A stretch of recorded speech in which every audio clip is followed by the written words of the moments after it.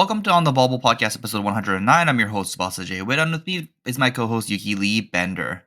Today we're going to be talking about the Living Legend system, because a lot of heroes Living Legend during this one Pro Quest season, and every week I feel like the format changed up, and I think it would be a good time to talk about it. But before we talk about that topic, we had a lot of the PQ seasons, and we haven't actually recorded an episode since the PQ started. How's your PQs going so far, Yuki? My PQs have been going quite well. I've won two PQs on Aurora, top 8 at a PQ, and then lost in quarters, and I was also on Aurora, and then I bubbled a PQ on new. You've played a couple of PQs, and that's like what, 5, 6 PQs? It's four. So been grinding pretty hard. There's been so often we get like 2 to 3 local ones, and in the past I think that there are some in Seattle. Often the times didn't really line up, like theirs might be on the same day as ours, but this season they've been on different days quite a bit, so there's been a lot of like, can go to Seattle because there's no event locally, or can play one here and then play one in Seattle. Well, I also scrubbed one on Enigma, so I guess I played 5 PQs. I forgot about the Enigma one. I played 2 Cheed Mirror Guy across 6 rounds of Flesh and Blood, which is not a very good way to win games as Enigma. Yeah, that is not a way to win a game with Enigma. Yeah, I think my Traverse was just a Blade Brig 2 helmet in like 2 or 3 of my games. It was pretty sad. Yeah, that is not how you win games of Flesh and Blood, mostly with Enigma. Yeah, I guess talking about Traverse, Enigma and Zen rotated out the first weekend of the Pro Quests. What do you think about what were your thoughts on like Enigma and Zen, like in general, not on the LL system, but like as a deck? Like, do you think they were pretty healthy for the format, or do you think they were kind of like not great for the game? Because I have my opinions, and I think if you know why I'm asking, you know my answer already. But what's your opinion, Yuki? I think that overall Zen was actually pretty healthy for the game at the end of his life cycle. Like, he had this really weird arc of just being one of the most broken decks we've seen, and just like clearly being problematic when he had Art of War and Bonds of Ancestry. It was just way too much, ending games very, very quickly. And that was not good. That was like super unhealthy for sure. But once they did the book banning, I feel like Zen was sort of this deck that was just like solid in almost every meta. And he was like quite good, but he also wasn't like, I don't know. He just felt like such a just like, this is an all rounder. You can pick him. He's pretty good. He's probably not the best, but you could do a lot worse. And I kind of felt like he was like actually like a pretty fair, like mid-rangey deck. He did have some draws that were like pretty hard to deal with, but a lot of the top decks in Flesh and Blood do that. So yeah, I actually felt like Zen was pretty healthy. Enigma, honestly, I like what Illusionist does to the format as a whole, but Enigma probably pushed out a few too many decks, as Illusionist often does. I think Dromai was probably the most. It felt like the Illusionist had the most decks had answers to. And in my eyes, Dromai was kind of like the most interesting Illusionist that they've made. Yeah, I think going back to Zen first. Zen, I think, was kind of like this deck that was like really good for the game after the banning, as you said, but it kind of like suffered the consequences from Zen being so strong when it got released, and it got so many LL points in that like first couple of months, and then it slowed down to like a reasonable pace. But because it like occurred like what, 700 points or something in while Bonds of Ancestry was legal, it feels kind of unfair of how fast Zen LL'd, at least like at the power level it is at right now. Yeah, like it makes a lot of sense if you look at the full life cycle, but I agree with where he was. It was just like,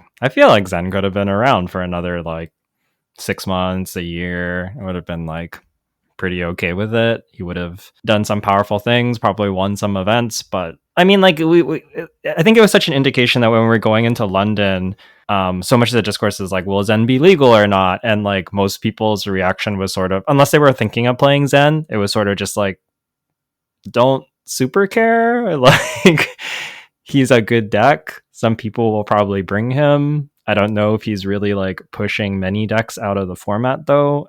I don't know if he was like taxing your sideboard in a big way. He was just kind of like a deck that you would like if he's legal, then you probably want some reps into Zen, and if he's not legal, you probably don't. But I don't think your like deck choice or even your way of building your deck is very likely to change all that much based on whether he was legal or not.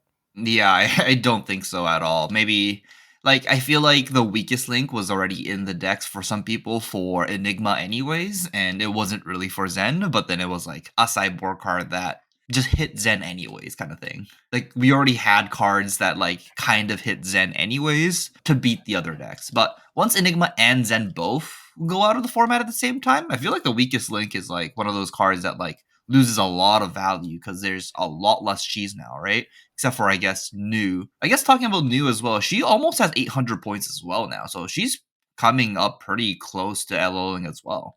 Yeah, she will be gone. It's hard to say, sometime soon. Possibly like during or after national season, I think is not unlikely. Yeah, she's just been like a very solid deck. I'm just looking. Yeah, she's at 855 now. And there's still 3 more weeks of PQ. I think it's like not impossible that she could LL during PQ season. I don't know if it's super likely, but if she doesn't, she's probably gone during Nats, is like kind of my assumption. She has maybe 6 months, right? Like I don't think she's gonna live end of this year. Yeah, I think 6 months might even be generous. I think she might have like a month and a half. It's like something like that. Yeah, I guess so. I guess Nationals is coming up really soon. Actually, it's in June, isn't it? Yeah. And we have 3 weeks of PQs left. So like that 145 points is like, that's like so possible, Wait, honestly. is there 3 more weeks of PQs left? No way, There's right? 3 more weeks of PQs left. Oh no, two. No, sorry, 2 more weeks of PQs left. This was the third week, and then there's 2 more. Yeah, 2 more weeks of PQs left. Okay, so she probably not gone during PQs, but I think that like sometime during national season, probably gone. Yeah, that makes sense. That makes sense. Well, but nationals is a lot harder to gain points, right? Because like there are a lot of nationals, but like it's not as many as these pro quests. So like unless it wins like the bigger ones that generate more points, it might not. There's still 25 points.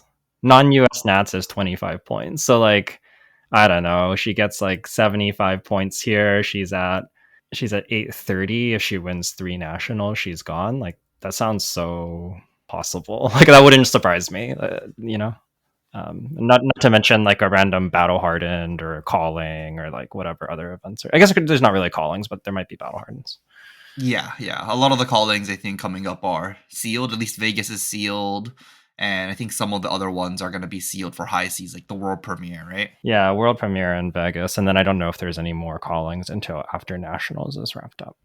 And I guess talking about Enigma next. I hated Enigma. I feel like Enigma was it both warped the deck choices that I was able to play, and it also warped the cards in the deck that were also like how do I say it? Like it warped the cards in my new deck so much just to try and beat Enigma that like it kind of felt bad. Like I don't want to be playing pick the pieces, but like you kind of had to. Like the blue ones weren't like enough. You needed to play the red ones. Like that's kind of how it felt like, and you had to also play like the weakest link and stuff like that to try and like beat Enigma. So like I ended up having like maybe 9, 10 cards just to try and beat Enigma, and even sometimes like playing cards like Vambrace of Determination to try and beat Enigma. It felt like a little bit too much for a deck. 10 dedicated cards like kind of had to be main board because you still needed sideboard for other decks. Felt a little bit too much to me.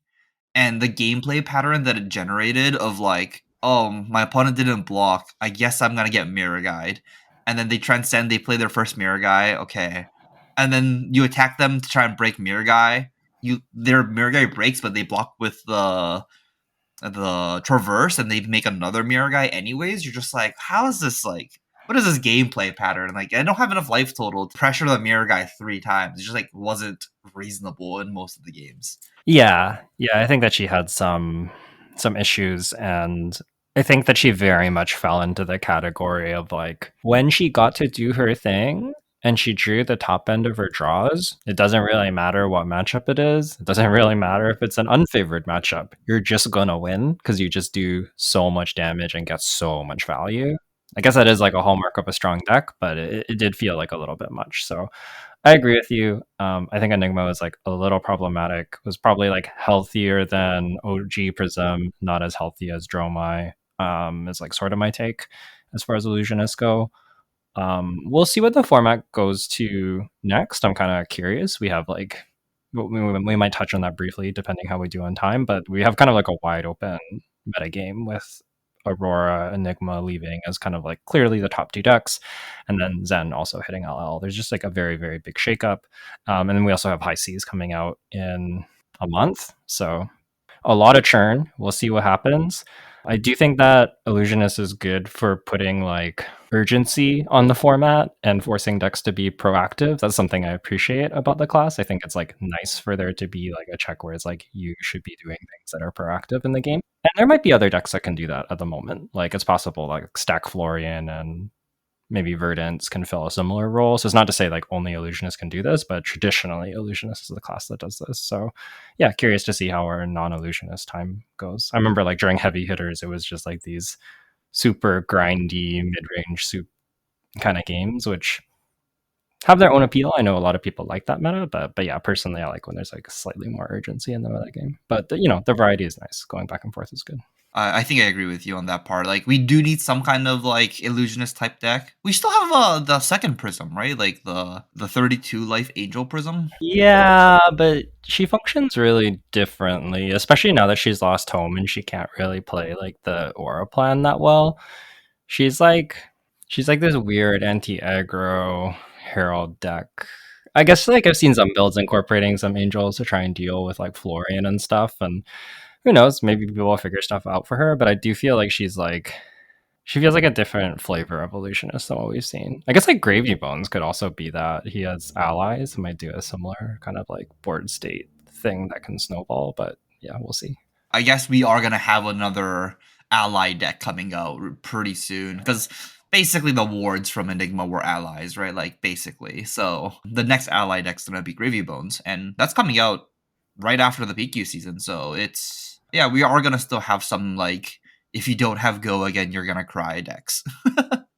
Yeah, yeah, and honestly, I kind of don't mind that. I think it's like it's cool that blocking strategies exist, and I think that it's like you want them to have a place in the game. But I think if everything is blocking strategies, it's like it gets stale. I agree with you. I think Enigma just pushed a little too far. Like I Yeah. played Syndra in one of the PQs when Enigma was legal, and I lost to an Enigma because they just said they made mirror guys and like made spectral shields and restless coalitions, and after they attack with it, they just said, "Yeah, I'm not gonna protect it. No block. I'm just gonna make new ones." And I go, "How? I can't. Like I'm Syndra. I can't race this. Like how is that fair? Like how does Syndra not able to race that? Like it's that's crazy." Yeah, yeah. Enigma definitely just had this like this game I win, go next effect, which was interesting. Yeah, hopefully they tune it down a little bit and let like at least like I feel like the phantasm mechanic on the auras were really good in the sense of like you needed ways to like end your turn on a small attack to like effectively pop it. Oh, the And Spectra you mean on the auras. oh yeah, that's probably Spectras like from the OG Aura Prism stuff. Like I feel like that was healthier than whatever Enigma was doing. It's like weird because I think Spectra had its own flaws where like some classes didn't have enough action access to action points. Like Guardian comes to mind, where you just like could never beat Prism ever. Like it was like a lot of people say like matchups are unwinnable. That was actually unwinnable if the Prism had some semblance of like what how the matchup plays. Like if they kind of understand how to play the matchup, either like the Guardian's just not going to win. So there was like definitely problems with that deck, but I do agree that like having I'm gonna do like allies in air quotes or like board state stuff that is so powerful, but you don't have a way to interact with directly is like somehow really not super healthy. Um, it's like weird, right? Because you would think that like having to divide up your damage or having to have poppers or like for the dragons or this other stuff would be like actually a bigger constraint, and that like if you can just attack them, like surely that is healthier. But I think when it was all said and done, Enigma's ability to just like basically say like I play a mirror guy this turn, my damage is unblockable because you have to break my board, and if you don't, you just lose. Was just like not good because either like she protects her board because she has a million D reacts and then she just like gets a bunch of free value and probably wins, or she lets her board die and then instantly rebuilds it and makes you take a bunch of damage again because you need to break her board again. And like, of course, not every game played this way, but that was like very much what the deck was trying to do, and it did create these games that were like, I don't know, like what do you do? Yeah, yeah. I guess enough about the Mistvale heroes. Let's talk about Aurora as well. And Aurora is just came out like in September 20th is when Rosetta released, 7.5 months ago, and she is now living legend as well. She just hit 1,050 points or so. The Armory deck coming out not even 2 months ago. Yeah, yeah. So the Armory deck definitely a big feels bad as like an onboarding tool. I know that like I've heard like some stores just got their shipments of Aurora decks like within the last week or two, and it's like, oh, we have our Aurora decks coming in, but she's gone in a week or two, and like that's gotta feel bad. I think for people who got into the game through the Armory deck and wanted to play Aurora, and then she LLs so quickly is also not great, not ideal. Yeah, so I guess it's worth noting that we're recording on Monday the 5th. So LSS actually released a dev talk where they touch on Aurora and Living Legend, and we're going to kind of talk about some of those points a little bit. But to give you a brief summary of that, if you just so you have context, if you haven't watched that dev talk, James and Brian are they're the two that are on the show, and they basically say that they feel bad about how quickly they allowed the Armory deck being out for such a short time was like clearly not acceptable and not what they aim for. And they talked about this kind of being like a general weakness of the Living Legend system, that things like this can happen. And they also mentioned Enigma and Zen as decks that L'd pretty quickly too. Like, I'm curious how some of the Japanese market feels, for example, because Mistveil was sort of like their introduction to the game, and they got into that, and that was super successful, really popular, very powerful set. But two of the three heroes are already gone, and new, like we talked about, is gone very soon as well. So yeah, there seems to be this problem where if there is a hero that is too powerful, it can just move through the LL system super, super quickly. And they kind of like talk about wanting to find a way to remedy or fix that in the future. And they didn't have any specifics yet, but they said that we're like looking at options and thinking about things and trying to design a way to do that, which I think is good. And they also sort of mentioned that they're not ready to give up on LL, but if they keep trying to fix it and they can't fix it, they are open to the possibility of maybe eventually moving on. But overall, they think that there's um, enough good things there that they should try and fix LL and make it work. Is like kind of the gist of that segment. What's your opinion on the LL system? Like, do you like it or do you not like it, or do you kind of indifferent? I'm sort of two minds. I think that it has like some very big strengths and some pretty pronounced weaknesses. I think it's like a very cool way to handle card legality, and I think that there's like some very good stories in LL, like Viscerai's Living Legend story feels very apt, and I think there's been like a number of heroes that just kind of had like a really nice arc, and that's cool. And I think it's also cool that some heroes are sort of like, I think in a lot of card games you like have these decks that sort of just like never see the light of day and never go anywhere. And there may be decks like that in Flesh and Blood. I'm not saying every hero will LL, but there certainly are decks that just like weren't good for a long time and then have like kind of gotten to have their time as they get new cards. Like Azalea was completely unplayable for the longest time, and she's actually getting there now. You know, she's at what, 886, kind of racking up points gradually. She has 73 points this season. She'll probably be gone this year sometime as well. So I think that that is like very cool. Having the decks in the format for long enough to kind of like have their time to shine is like a really big strength of the LL system. What do you think is like a reasonable time frame, at least for you? Like this is your opinion, obviously, but like, what is your opinion on like what's like a good length of time a hero you want a hero to be legal? Because Zen was legal for about 11 months. Aurora was legal for about not even 8 months, and someone like let's say Star of the Show was legal for like 6 months. Obviously, that one's an outlier, but other decks were like Viserai came out with the second set of the game in Arcane Rising, so it's been legal for over 4 years. I think that there's like I don't know if there's a time frame that is too long. I think that decks being in the game for a long time just feels fine to me. It doesn't really feel like a problem. I think that there is definitely such a thing as too short though, and I think Aurora and Starvo is definitely too short, and Enigma and Zen feel we kind of talked about Enigma being problematic and maybe in some ways like being glad that she's gone for metagame reasons, but I do think it's like a very fast living legend. I think it's somewhere around the 1 year mark if the deck is very, very strong is about the minimum. And I would say that like 1.5 should really be ideally like the majority of heroes that living legend. They should be in the game for like at least a year and a half is like kind of my thoughts. What about you? Mm. I I actually kind of disagree with you. I think at least Star of the Show was not gone fast enough. That is my Yeah. opinion on that. And I think Zen was too short, but I feel like Enigma was too long. Like that is my personal opinion. It's also reflective of like the kind of decks I like playing. Like no matter what kind of deck I built, I feel like, oh, I sit across Enigma. I If it was actual armories, like it's kind of reasonable for me to not just play the game and do something else for an hour and wait for the next round. Like that's how bad it felt to play against Enigma for me. I don't really enjoy playing aggro decks that much. So it's like I'm not gonna if I go to an armory, I'm not gonna play an aggro deck.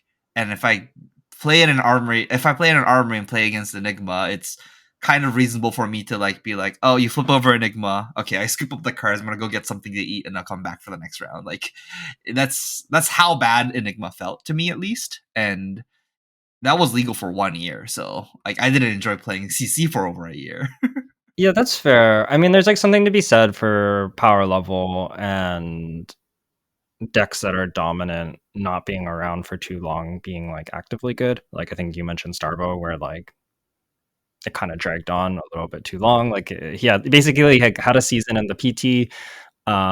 He was at like 900 something points, and then we had a second PQ season. And at the time, Living Legend happened when there was a BNR update, not each week. So he basically just got a whole another season. Lexi was kind of the same story, and so some of those heroes did end up staying around a little too long.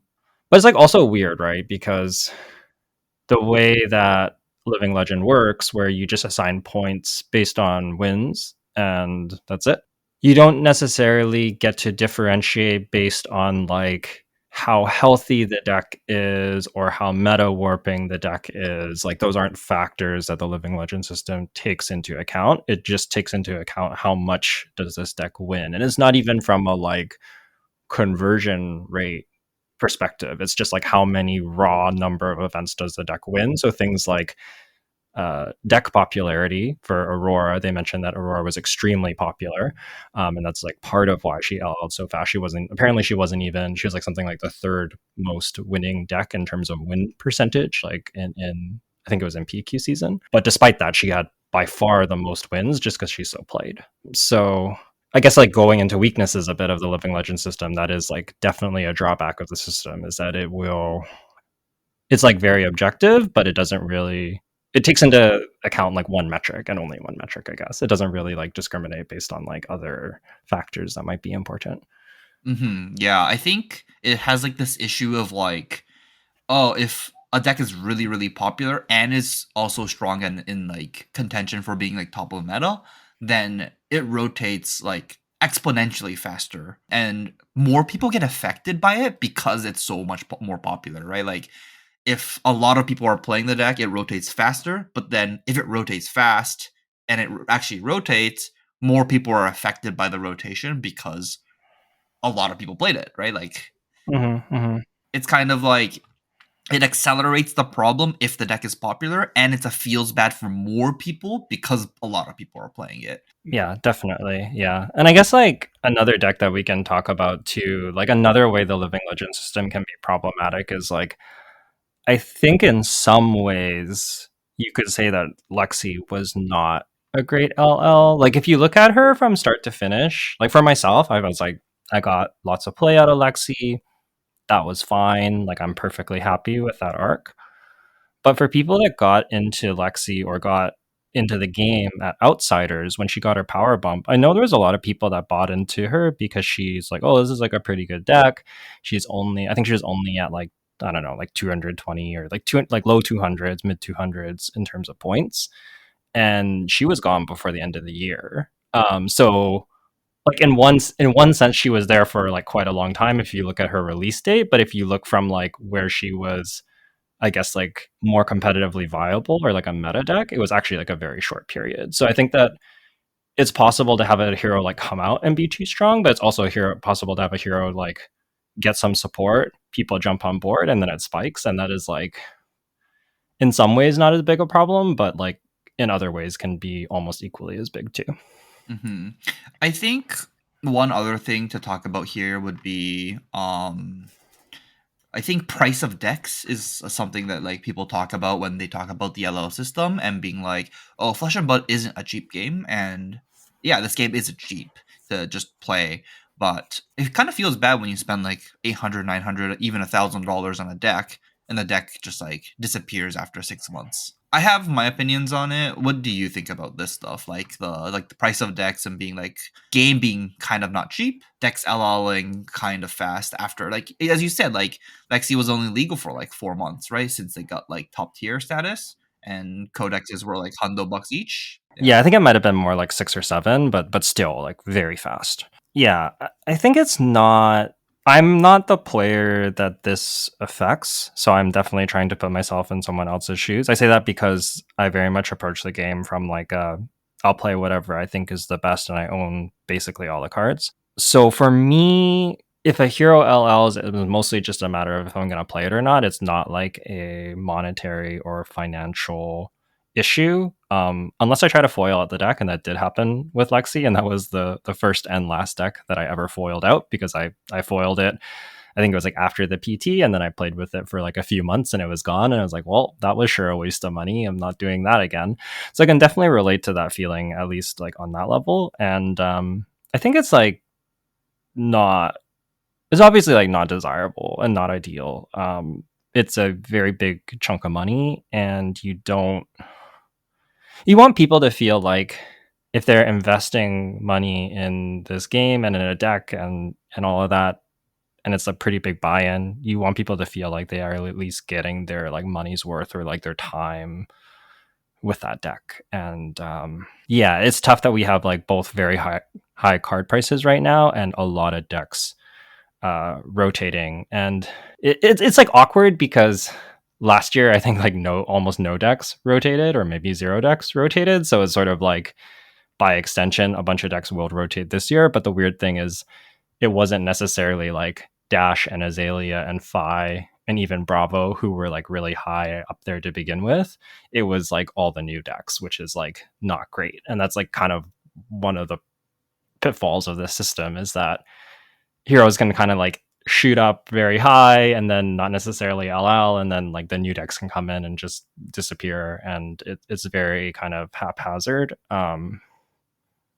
Which I don't think is like necessarily like a terrible thing. Like it has its pros and cons. Like we're talking a lot about the cons. I don't think it's entirely bad, but I do think that the effect on like individuals and their investments or like their buy-in into the game is tough. And if especially if you're like a new player and you buy in and Aurora's gone, it's like I can imagine some people being like, I don't know if I'm going to keep playing. At least from that perspective, like I don't own all the cards, so when I do need to play a deck, I kind of need to buy stuff. I am in a obviously I'm not like the new player that just bought into the game, and I do have a lot of the cards, and I buy like extra stuff to like buy and sell stuff too. So like I backpack vend a little bit and do that kind of stuff. But I think, in my opinion, it's actually not that bad for the living legend killing the decks. And the reason is because like the expensive cards in the game are typically tied to generics. Obviously, there are some exceptions. Like for Lexi, we had New Horizons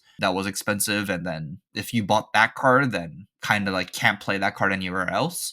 Yeah, or like Three of a Kind is like that too. Well, three of a kind were like $6 at the time. They're actually way more expensive now. Were they? I thought that they. I thought when Lexi was like meta, I thought they were like 20 plus, and then they fell to 6, and then I think they're up again because of Marlin. Maybe I'm wrong. Anyways, No, they were at one point they spiked really hard, but the market adjusted itself very quickly when people I were see. like, "Oh, this card's $20. I'm gonna try it, sell it for $20," and everyone goes, "We all have ours. We don't need it." Like, yeah. I see. Okay, maybe it was a very brief spike up to 20. Okay, Yeah, there are cards in this game that like spiked to $20 for like a weekend, and then stabilize back to like $10 each or something pretty quickly. But like because I bought into Lexi for Canadian nationals when that was legal, three of a kinds weren't a problem. It was the New Horizons that was the problem. I was just like, oh, nobody has New Horizons. I needed to buy one, so I had to buy a cold foil one because that was the only one I could find. And then after I played that one event, I didn't play it for the next calling, so then it LL'd. So like I played New Horizons for one event and it was gone. that's fair. And I think what you said about like some of the cards transferring over is definitely true. So it's not like you lose your entire investment, but it does depend on the deck a little bit. I will say, like Aurora had quite a bit of money in like just random Lightning M's. Like I think like Channel Lightning Valley, Current Funnel were like $20 each, which like all kind of adds up. So Hmm. yeah, you get a bit of bit of a mix. There are heroes that have more money in the cards themselves, and some that are more in like generics or more equipments. So yeah, it's nice that you can at least recoup some of the costs. I do agree with that. Yeah. Honestly though, the New Horizons, it went back up. Like the card because of Marlin coming out, like I didn't sell it right away, still have it in my room somewhere, and it's like the card is spiked back up again. So it's kind of interesting. Like if you're not like tight for the money and if you buy a card and you're okay sitting on it, it's gonna go back up someday. Like that's kind of what it feels like, mostly for the expensive stuff and the L's.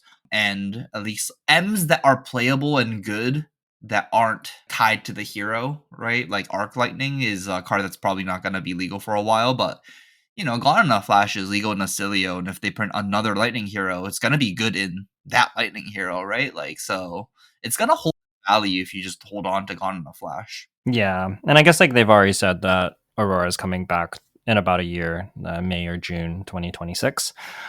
So I mean, if you liked Aurora and you're not able to get what you want out of those cards, hang on to them. She is going to be coming back, and you will get an opportunity to play those cards again. And I think I think that's good for the game. I think it's possible that like some of the card pools, it's like tough. I think it is good for like I think if like tomorrow new Aurora was out, that would be like definitely too soon. Mhm. And there's like some amount of time where you want them out of the game. I don't know like what the optimum time is, but I think there have been cases where it's been too long, I guess. Okay. Yeah, that makes sense. I think we should talk about the pros. Like, what do you like about the LL system? Because this system is very unique to Flesh and Blood. I don't think, at least to my knowledge, and I play a lot of card games, the Living Legend system is very unique to this game as a what we would consider a legacy game. So, a legacy game is a kind of a game that doesn't have a rotation in set in the game mechanic itself. So for example, like Magic the Gathering has a standard format that rotates, sets out, and Pokemon has the I don't know what they call it, but it has some kind of rotation. It has every card that you currently can buy have a letter on the bottom left-hand corner, and you can just check if the card is legal or not by looking at that letter. It's like those games aren't legacy games. Other games are like Yu-Gi-Oh! That every card that's ever been printed is legal with a ban list, and that's kind of what Flesh and Blood is, right? Cards that came out on WTR are still legal. Like you can always play those cards. But the way that rotation happens in this game is the living legend system. So, what do you like about the living legend system, Yuki? I guess there's a few things. We talked a lot about Enigma and Zen and Aurora leaving too quickly and all kind of going in one season. But at the same time, it makes for an interesting PQ season, right? Like we had week one with Enigma, and then Enigma wasn't gone, and we all of a sudden saw like Florian rise up and get a whole bunch of wins as a deck that's like pretty solid into Aurora. And now Aurora's gone, and it's like, well, Florian's there, and like, what, what rises up to fill that space? Is it Phi? Is it Syndra? Is it Prism? Is it something else? So I think that churn that it creates is really cool. I think that like we definitely see sets that come out and dictate metas, like Mistveil and Rosetta were like very impactful sets. But we've also seen in the past that sometimes the living legend is actually like more format defining than whatever the latest set was. Like I think both when Lexi and when Dromai rotated were like prime examples of like things shifting pretty drastically because those heroes left. Icelander is another good example. So I think that it's like a cool way to handle rotation that like ties in nicely with like the heroes being characters and having an identity. So it feels like very thematic, and I like that part about it. It's like very it feels very, I guess, like rich. I don't know. I think my favorite part about the LL system is the powerful decks leave and the non-powerful decks get to stay. I think that's like my main, I think the plus side of the LL system. Whereas like a regular rotation in like Magic the Gathering, if a deck is not good when it's in standard, it will never see the light of day. Like you'll never hear about it, you'll never see it. It's just gone, right? Yeah. But like someone like, okay, maybe not Betsy. Let's think of someone else. I talked about this actually like when we started the topic with Azalea, where like Azalea is a great example of a hero that just, I think she had 0 points for like 2 years or something. No one could win an event with Azalea, and everyone was like, "Oh, Azalea's first living legend points! It's incredible." She was like the Teklovosin, right? Like maybe like worse than Teklovosin. She was really really bad, and then Outsiders happened, and she is like a good deck, and she's been like kind of solid since. And I think that's like a cool example of a deck that could have just, oh, you hit your 2 years, she rotates, goodbye Azalea, remember that garbage hero. Whereas like, no, like Azalea is a cool hero and she does some powerful stuff, and I think that that's really sweet. Yeah, exactly. So like these decks that like won't see play when they come out, like they'll see play sometime, somewhere, someday. And like I guess yeah, you are right. Like Techno Wilson is a deck that could, rise up if it gets like a card that's kind of sweet. And it's definitely at a point where it's like it's so close to 0 points that if like let's say Armory deck Techno Wilson comes out and gives you an Evo that blocks for 6 or something, like that might push him over the top and he might become a meta deck and he'll probably be legal for a year after that armory deck comes out, right? Because like it's at 0 points. like and I feel like that's a really good thing about the LL system, whereas like you can keep playing the deck that you are interested in, and if a new hero comes out in the next set, even if it's bad, you'll be able to wait until it's kind of good. I think some decks like Arachne Huntsman's will probably never see the light of day, but you'll never know. Yeah. I think there are decks that are going to have a hard time. And, yeah, like you said, you never know. Things can happen. But by and large, there are way more decks that get to see play and get to have their moment. And I think that's really cool, especially for a game where your decks are heroes and they're characters, and you can be like, oh, look at like Riptide and how like everybody memed on him, but now he's like awesome. And like that's just kind of cool.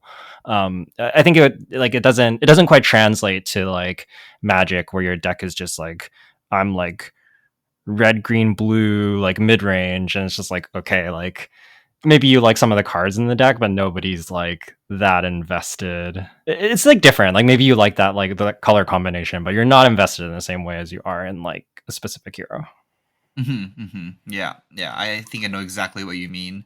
Just like you might be classified as like a Boros player in Magic the Gathering, but that's not like it is somewhat like an identity, but it's not the same as being like, oh, I'm an illusionist player, or like I'm an assassin player, I'm a ranger player.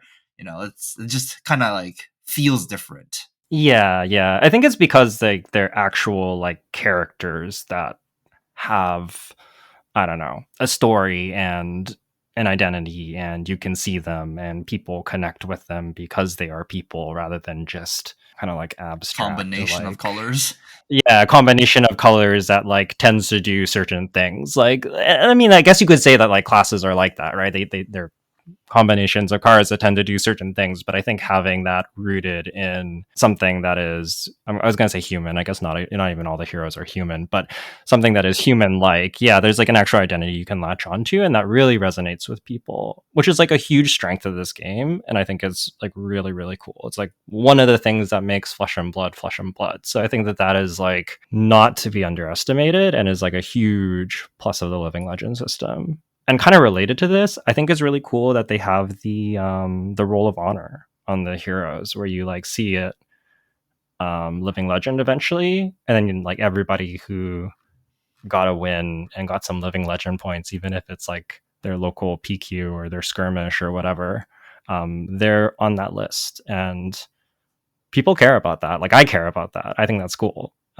Like, does it matter? Like, maybe not. Like logically, maybe it doesn't matter, but like, I think it's like a really nice touch that kind of ties in with all the stuff we've been talking about. You can be like, I made it on the roll of honor. And that's important to me because I really liked Aurora. I really liked Enigma, or whatever the hero is that I allowed. Yeah, it is. It's definitely really cool to just like have your name like on there, and it's tough to win an event. So like it kind of does feel like a mini trophy that just like is published online. Do you know a deck that we talking about this LL system that I'm kind of surprised only has less than 50 points? Is Ira. Ira doesn't have it doesn't even have 50 points yet. That's kind of crazy to me. That deck's kind of good. Yeah, yeah, she never really had her time.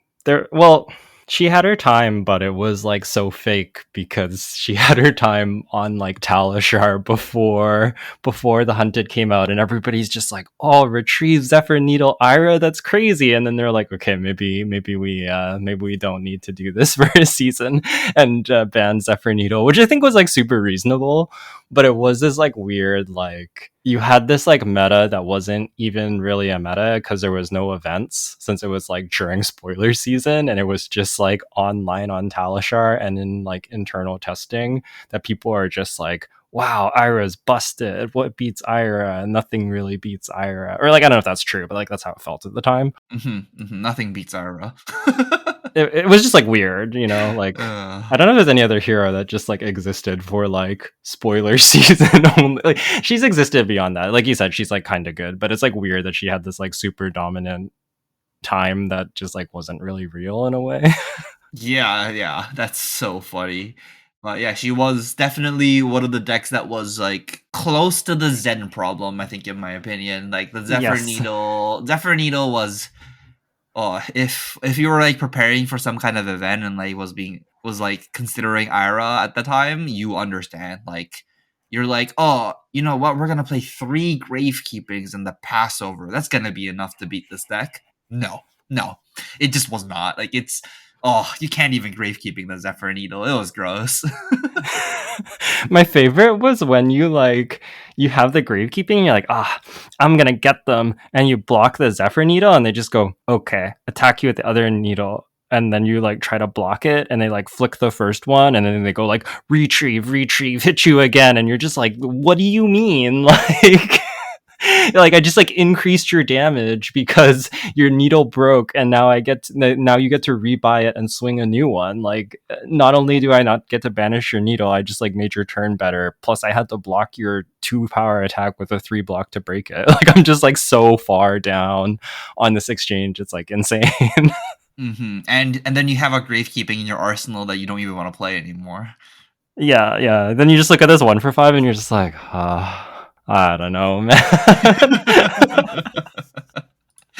uh yeah, it's yeah, I'm kind of glad Ira got the emergency man. It's Yeah, yeah, yeah. anything else about the LL system you want to talk about? I kind of said everything I wanted to say so far about the LL system. I guess the last thing I'll say, I posted this on Twitter and like a maybe like a week or two ago, and it was about the LL system and Aurora LLing.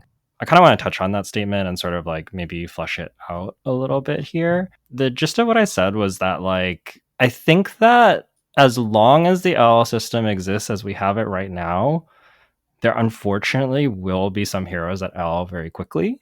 And just like know that LSS is working on that, know that they're trying to find things, but I do think that it's like a tough problem to solve. And while the LL system does have these flaws, I think that like we kind of touched on this with like rotation having its flaws too, right? Like there's no system is ever going to be perfect. It's going to have things that work really well and look you'll be like, yes, like look at this example of rotation being perfect. And you're going to be able to find examples where it wasn't. And I think LL is no different in that like it's just tough. Like from a logistic standpoint, it's like you have 12 new heroes coming into the game every year. If you don't have roughly 12 heroes leaving at some point, like maybe it's not right now, but at some point you need like 12 heroes leaving per year. Otherwise, the roster is just going to expand forever, and we're going to have like League of Legends with like 300. I don't know how many of the characters they have, but like like way too many characters for a card game to be reasonable, and like that's not good either. So like you do need these heroes to rotate, and if there's like 1,500 points in a PQ season and you need 1,000 points to LL, like it's just some heroes are going to go fast, and I think that personally, I think for myself, like it's easier to not be upset with a system if you sort of understand that like this is kind of part of it. And maybe it has some downsides. Maybe it is not perfect. And hopefully LSS will even find a way to improve it. But just like understand that like we have a system, it has some strengths, it has some flaws, and you get to make a decision of like, yes, I think this is a good system. And overall, I'm happy with it, even if there are some downsides, or you can choose that you can, I guess you can also say that you're not happy with this system. That is also valid. But I think overall, I like Living Legend as a system, and I'm overall quite happy with it. I think I'm on a very similar boat. I really like LL system. At least in the sense of like if it's a format that I don't like and the top deck is a deck I don't like, I can just wait. I can wait 6 months. I can wait 4 months, like for it to go away, and then I can start playing again and like start brewing decks after the deck LLs. And that's kind of what I did like this season. Like I didn't really brew decks. I didn't really work on any decks because I was like, I don't want to play against Enigma. Enigma's leaving soon. When it won the Pro Tour, I was super happy. I was with Lucas when Enigma won the PT, and our reactions were like polar opposite because Enigma Lucas is an Enigma main, and then I hate Enigmas. So when the finals it was Enigma mirror, I went, yes, Enigma got LL points. And Lucas goes, no, Enigma got LL points. Yeah, no, it is funny, and it is cool how people get like invested on that level. I'm not gonna name the player, but there's like also a Guardian player that is very well known in the game that I spoke to, and he's just like, I miss Guardian. I want to play Guardian, but I can't play Guardian because there's new and there's Enigma, and they stop me from playing Guardian. So my plan is I'm gonna play Enigma and help Enigma LL, and then I'm gonna play new and help new LL, and then I can play Guardian again. And I think that's like on some level kind of awesome. That is a train of thought that I didn't get to. I should be playing new. You're so right. Oh, that's a big reason I should play new so it LL's faster. Holy. Yeah, you could have just played Enigma to help her get out of here. Oh, and I didn't even mind the Enigma game plan. Misplay. He's so smart. Yo, I should play new for the rest of the season. had to push that deck out. Like, I want to play Guardian too. That's fair. That's fair. I don't know what I'm gonna play. What are you? So you're gonna play new? Is that the decision? I was thinking I wanted to play Dash because it's almost about the LL, but New's yeah, about the LL too. no, like I don't care about new. Like I don't want to play new, but I want new out of the game. So I'm thinking now I'm gonna either play new or Dash. Oh, okay. Maybe I play new just to LL her. Yeah. Maybe I convince everyone else to play new with me, so then we can LL her. Everybody only registers new. New has to get LL points at our PQ. Exactly, Yuki. You should play new, I'm considering it. It's an and option. then I can convince like Edison and Lucas to play new, and then I can like hand some other people new, and there you go. We can have like a 9 new pro quest. That sounds great. Out of like 20 people. Yeah, I'm considering playing new, but after playing new at our last PQ and bubbling ninth and having a draw, I'm so sad. I just hate. It's just like saddens me that everyone's just like, yes, it's new. I know you want to fatigue me. I'm gonna play 70 cards, and now we're gonna have to stress about time, and we might go to time. And I'm just like, no, like stop. No, but you're the one who brought new. Like, how can you can't complain about that? Like no, it's like totally fair, but I'm also just like, I don't know if I want to take this deck and stress about time. Like that's kind of like where I'm at. I'm just like, I can play this deck. I think I can play it fast enough in general, but like, ah, it's so stressful. Yeah, yeah. Well, that just means you need to play it even faster, Yuki. That's the thing. But you can only play so fast.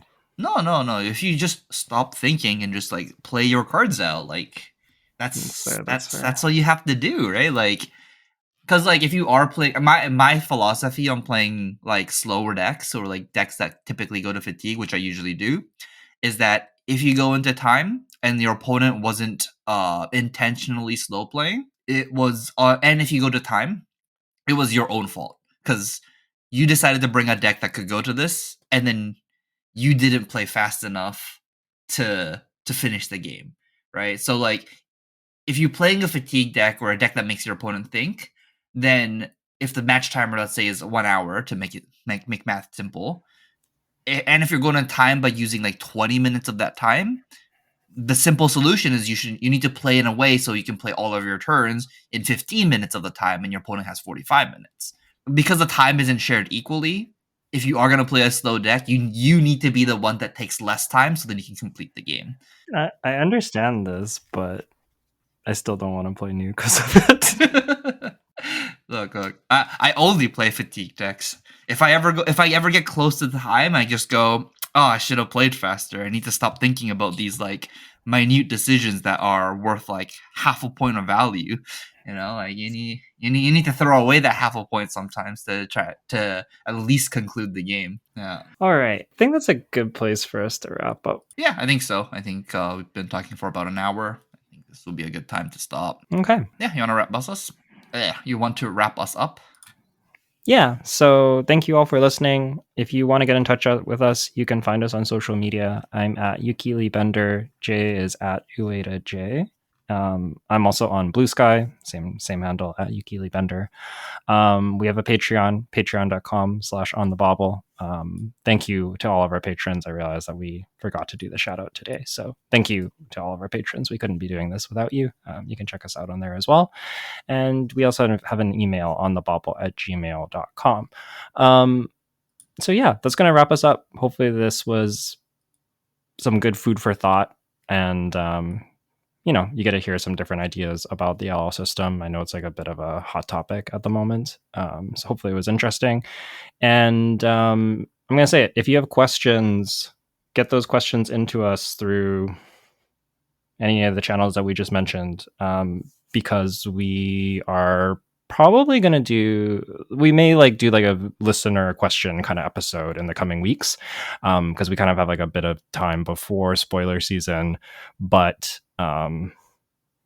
also like, yeah, like kind of like end of PQ season. So if there are listener questions that you'd like to have answered on the podcast, now is a great time for them. So yeah, if you want to submit those, please do that. And yeah, that's going to be a wrap.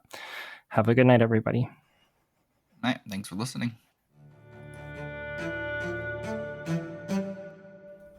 Sign off. I think No? a super short sign off.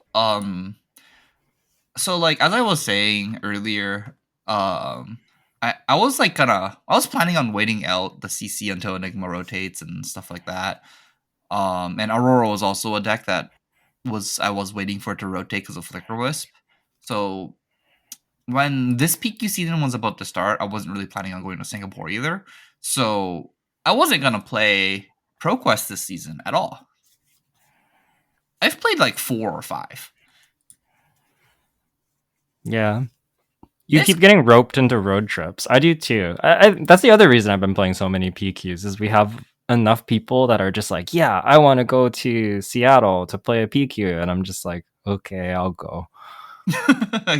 yeah, I'm kind of in the same boat. I'm just like I was planning on not playing any PQs this season, or like just the locals one. I was gonna play like maybe 2, and I've next weekend will be about number 6, I guess. Like this is almost more PQs than I usually play, and that's just like I don't know what happened. That's crazy. I know one of them was a really fun story where it was the pro right after the pro quest that you won in Bellingham. On the drive back, another local Edison really wanted to go to Seattle the Sunday and play the PQ because he couldn't come out to the Bellingham one. And me and Lucas was just like, oh, we're so tired. It's almost past midnight by the time we get home, and we're just like, I don't think we want to go. And I was like, I don't want to go. I didn't even want to play today's event. Blah blah blah. And uh, Lucas was like, I'm only gonna go if you go. And I go, okay, I'm probably not wanting to go, but I'll think about it on the road trip back to Vancouver. And we ended up FaceTiming Edison, and then we go, okay, Edison, you know what we're gonna do? We're gonna flip a coin. And if it lands heads, we're gonna go, and if it lands tails, we're not gonna go. And we flip a coin, lands heads. So I guess I'm like, I guess we're going. All right, I'm going now. If I'm going, Lucas is going. If Lucas is going, Edison gets to go. And then we're like, wait, that's only 3 people. We need a fourth. So we guilt trip Yuki into being like, hey Yuki, you're the one who said you wanted to go on Sunday. We found 3 people that wants to go. I know you just won a ProQuest, but we're going to Seattle tomorrow. And you were in a different car, but we're both getting back at the same time, essentially, right? Like it was Mhm. like just past midnight, Yep, yep, yeah. and we're I think we like, got back slightly later because you left like mid finals, and I had to wrap up. yeah, and so we're just like, okay, to get to Seattle in time for this ProQuest, we need to meet up at 5:30 a.m. So we take a nap, or at least I take a nap, and we gather at 5:30 a.m. to road trip back to Seattle. It was that worth it? I don't know if it was worth it, but it was definitely an experience. I think it has to be worth it, just in the sense that that was the week that Edison won, right? Yes, Edison won that one. Yeah. So in that sense, it was worth it. Like we had the road trip down, somebody won, so it was at least successful. Yeah, But someone from the car won at least. yeah, I remember like being like, I don't really want to go. I feel like I kind of got guilt tripped into going by like you guys, and like Ellie was also just like, you should go, and I was like, oh, okay, I'll go. And then I got in the car, and first thing Lucas says to me, I'm so surprised you went, and I'm just like, no, you're not supposed to say that. Like, Yeah, we were he's just like, if like, I was you, I wouldn't have gone, and I was like, oh. yeah, the funniest part is like me and Lucas was talking about this, and we're just like, I'd rather get a fourth to split for gas. And we're just like, yo, I think we can guilt trip Yuki. We can definitely do it. And Lucas is like, nah, it's impossible. I'll message her though. And then we were both surprised when you said yes. uh, that event, that event, I played Aurora. I made top 8 and I swiftly died. My losses were in the last round to Edison because he arc flickered me in the mirror, and then I lost in top 4 because my opponent also arc flickered me. He like went first, made a rune chant, and then was just like, I forget if it was 2 flickers or 2 arcs, but it was like arc, flicker, arc, attack you, serenade, crack a gold because he had the combo equipment. He's like Aether Iron Weave, crack a gold, and I took like 40 damage. Like, it's just like the first thing he does. He's just like, here's 40 damage. I'm like, oh, I lose. Okay. So yeah, Look, I drove all the way, played a bunch of good games of Fab, and then got arc flickered twice in a row. yeah, I'm glad that Aurora left. I think Flicker Wisp or Arc Lightning or both was not good for the deck. Like I don't know which one had to go, but one of those two cards had to go, and I It was am probably just Flicker Wisp. yeah, that card just kind of like invalidated like strategies that wanted to beat Aurora by like fatiguing it. And so like if you couldn't race it on rate by attacking her, um like your only other option was to try and fatigue her and block her out kind of thing. And if you try to do that, she just plays Flicker Wisp and it just says, "Oh, you're not putting pressure on me. I'm just going to find a 40 damage turn somewhere." Yeah, that's not okay. Yeah, It gave her it too many was. options. Yeah, I think Aurora. I think Aurora was a little too strong, and I think it was mostly off of the back of just like being a little too flexible. Like she could be this like very powerful aggressive deck. She could block pretty well and play like a mid-range game plan, and then she could also just pivot into this combo game plan. And it felt like her ability to like be like, oh, this is your strategy. Okay, I'm gonna play this one. It's like you're playing like rock paper scissors, and then she's just like, I can beat any of them, and she just like picks the one that like beats up on you. Yeah, yeah. You're playing rock paper scissors, and she gets to throw Spock, and it's just like, Yeah, yeah, oh, like yeah. how's this fair? Like, what do you want me to do? Like, this is like, it's not even like, it's not even like she has to like significantly change her deck to do this. It's like it's the same like 84 cards that you present, and you just get to beat everything. And like like yeah, you have to like maybe play 4 more cards to make sure you beat Kano and stuff, but like if you expect no Kanos, you just like take out your shock charmers, and now you have space for your like second flicker wisp or whatever, and you're just fine, right? Like it's crazy. It's like, oh, you want to play Crown of Dominion instead of shock charmers? Yeah, it's like a one swap, and like your deck is like completely strong. Like it's super good into like the fatigue style decks now. Like that's so dumb. Yeah, yeah. I agree. Yeah, I think. Oh. Oh I yeah. have a speaking of Crown and Dominion, I have a spoiler. Not a spoiler. What is a spoiler? Like I have like a I don't okay. I do have a spoiler. This is unrelated to my spoiler. I'm curious about like people have been speculating that there's a pirate hat, and I have a prediction on what the pirate hat might be. My prediction on the pirate hat is that it's like Crown of Dominion, except that it's for pirates. So you can like when you equip it, you get a gold, and then it gives you the pirate subclass. I think that would be really sweet. Oh, so instead of you become royal from the Crown of Dominion, you Yeah, become yeah, a yeah, pirate? yeah. That'd be so sick. I don't know if it works from like a balance perspective, but I think it'd be like a pretty cool piece of equipment. Yeah, I think it would be a cool piece of equipment, but the only thing is that just because you have this headpiece doesn't mean you can play pirate cards in your deck.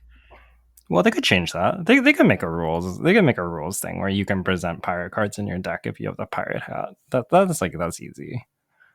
Is it? Sure, they change the rules to make stuff work all the time. Okay, that's fair. That's fair. Well, then how would that? I guess. It'd be. I'm just thinking of like, imagine you play like 2 different headpieces, and then you have like a bunch of pirate cards, and you can't even like present a 60 if you like change your headpiece. Ah, it's fine. Just don't do that. Oh, okay, okay, okay. They'll have to work out that kink, but yeah, after that it'll be fine. Just like I don't know, make people present a legal deck. Like I don't know. People already have to follow like card legality policies and like other stuff. I think you can trust people just be like, I'm not gonna like try to sort sideboard out my headpiece and like not have 60 cards that are playable if I sideboard out my headpiece. I think that that's just like not that big an ask of the player base. Okay, I'm just thinking like, oh, like, somebody is like playing this deck and like it's completely built around having this headpiece, and then like last minute they go like, oh, you know what? I want Crown of Providence against Arachne, and then like they like just switch the headpiece just for the Arachne matchup, and they have like 25 pirate cards in their deck. I got it. I got it. What if the way that it works? Imagine if they made it like some like very stupid, like this is how it works, but then like technically, if Yarrow blows up your headpiece, your deck's no longer legal. You blow up their headpiece and you go judge.